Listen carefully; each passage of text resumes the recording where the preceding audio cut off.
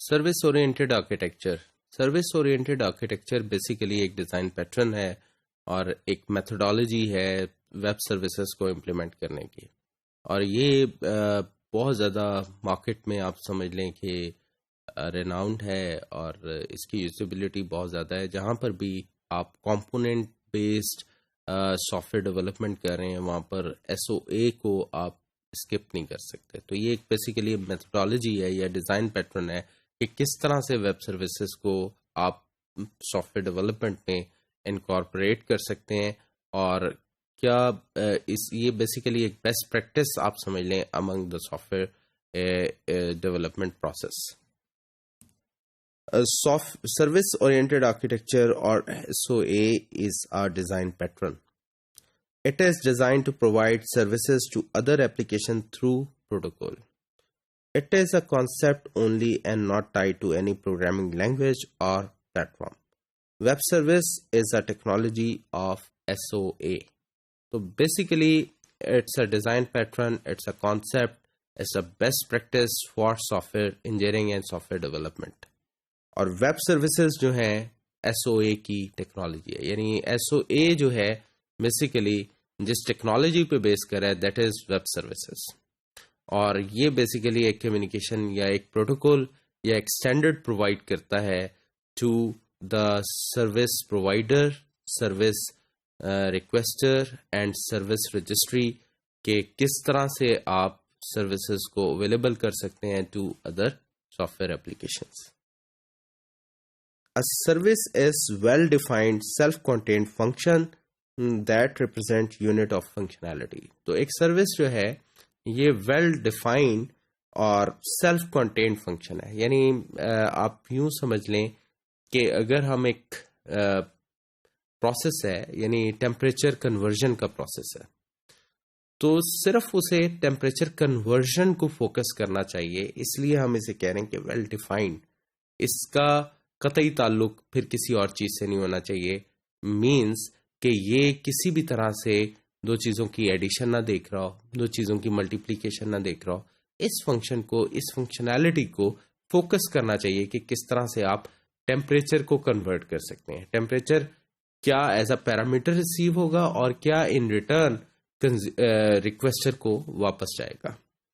तो a service can exchange information from another service, it is not dependent on the state of another service. एक service जो है वो दूसरी service को इंफॉर्मेशन एक्सचेंज कर सकती है और ये बिल्कुल भी डिपेंडेंट नहीं होगी दूसरी सर्विस की स्टेट पे। स्टेट से मुराद ये है कि वो सर्विस वो सर्विस किस प्रोसेस में है इस वक्त, क्या कर रही है, या वो उसके अंदर कोई इशू है या एरर है। तो ये पहली सर्विस जो है उसके साथ किसी भी तरह से उसकी स्टेट के साथ डिपेंडेंट नहीं है। इनफैक्ट जो ये सर्विस है ये अपना इंडिपेंडेंट काम कर रही है, दूसरी सर्विस अपना रोल इंडिपेंडेंट कर रही है। Service connection.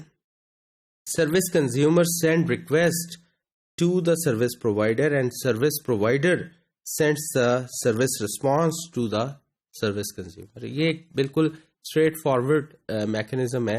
Once service registry से सर्विस को फाइंड कर लिया जाता है, सर्विस प्रोवाइडर जो है अपनी सर्विस को पब्लिश करता है और सर्विस कंज्यूमर जो है सर्विस रजिस्ट्री से उस सर्विस को फाइंड कर लेता है।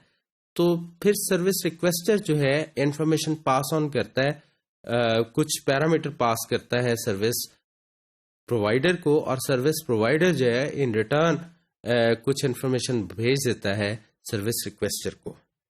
तो the service connection is understandable to both service consumer and service provider. तो सर्विस कनेक्शन जो है ये बेसिकली दोनों सर्विस प्रोवाइडर और सर्विस रिक्वेस्टर के दरमियान एक अंडरस्टैंडेबल वे है। सर्विस रिक्वेस्टर को पता होना चाहिए कि उसे क्या इंफॉर्मेशन पास करनी है इस सर्विस को इन्वोक करने के लिए, और सर्विस प्रोवाइडर को पता होना चाहिए कि इस पैरामीटर के रिटर्न में उसे क्या रिस्पांस जनरेट करके देना है सर्विस रिक्वेस्टर को। ये आप SOA का बेसिक आर्किटेक्चर देख रहे हैं कि इसमें बेसिकली सर्विस प्रोवाइडर अवेलेबल हैं जो कि सर्विसेज लिख रहे हैं और वो सर्विसेज जो हैं सर्विस ब्रोकर या सर्विस रजिस्ट्री में जाके पब्लिश हो रही हैं और वहां रजिस्टर हो रही हैं।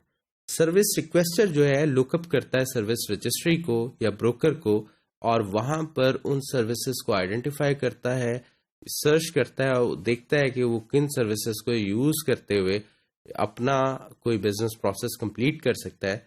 तो सर्विस रिक्वेस्टर जो है फिर डायरेक्टली बाइंड हो जाता है सर्विस प्रोवाइडर के साथ और ये अपनी इंफॉर्मेशन पास करता है, यानी सर्विस इन्वोक करने के लिए जो रिक्वायर्ड पैरामीटर्स होते हैं पास करता है।